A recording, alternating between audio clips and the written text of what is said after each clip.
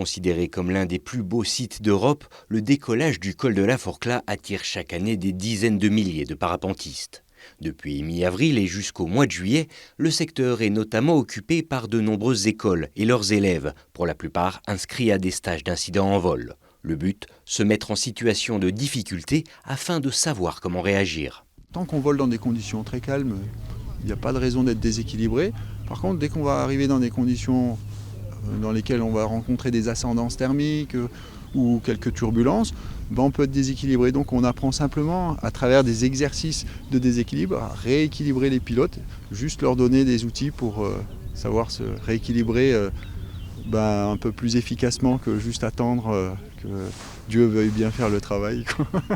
Si tous les stagiaires sont déjà des pilotes confirmés, cette mise en situation permet donc de mieux savoir gérer sa voile et comment réagir en cas d'imprévu. Des aptitudes essentielles qui concernent tous les parapentistes, quelle que soit leur pratique ou leurs ambitions.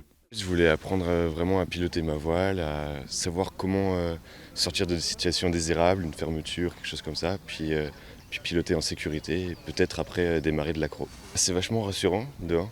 Et puis du coup, on ose plus faire face aux commandes et puis on comprend mieux la voile, comment elle fonctionne. Et aussi qu'on peut voler sans toute la voile ouverte, sans problème. Le but, c'est vraiment d'aller en montagne. Et vu que c'est un milieu un petit peu plein de surprises météorologiquement parlant, d'être capable de à la fois les anticiper en étudiant la météorologie, mais aussi en vol, des fois, on se fait surprendre, un petit mauvais choix, s'en sortir.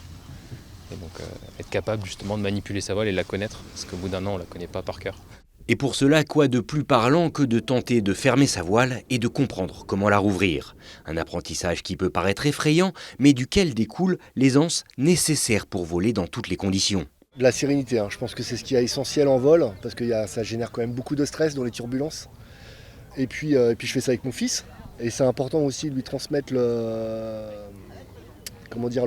l'envie de faire avec précision et dans la sécurité. Parce que quand on est jeune, on a un peu tête brûlée, donc c'est important de se confronter un peu aux éléments en milieu sécurisé avant de se lancer tout seul à faire n'importe quoi sur un décollage. Une responsabilisation des pratiquants qui représente l'essence même du vol libre. En effet, en France, il suffit de pas grand-chose pour se mettre à la discipline, ce stage étant juste recommandé par la fédération. C'est pas du tout obligatoire. Dans la formation de pilote, c'est même pas obligatoire de passer par une école. On peut aller acheter un parapente juste si on est licencié ou assuré, au moins avec une responsabilité civile. Donc il n'y a aucune obligation sur le parapente. Derrière, par contre, c'est au niveau de la sécurité personnelle, c'est bien de savoir dans quoi on s'engage. C'est comme un skieur en hors-piste. Quand on s'engage en hors-piste, il faut savoir la condition de neige, le ski, tout ça, il faut savoir un petit peu la sécurité. Et là, nous, vraiment, on va travailler là-dessus. C'est un petit peu comme un stage de conduite sur glace en voiture. On apprend tout ce qu'on ne maîtrise pas tous les jours, qu'on ne peut pas expérimenter dans son coin tout seul. Un apprentissage en autogestion qui fait aussi le succès de la discipline. En effet, en pleine saison, on dénombre jusqu'à 2000 décollages par jour sur le seul site de la Forclaz.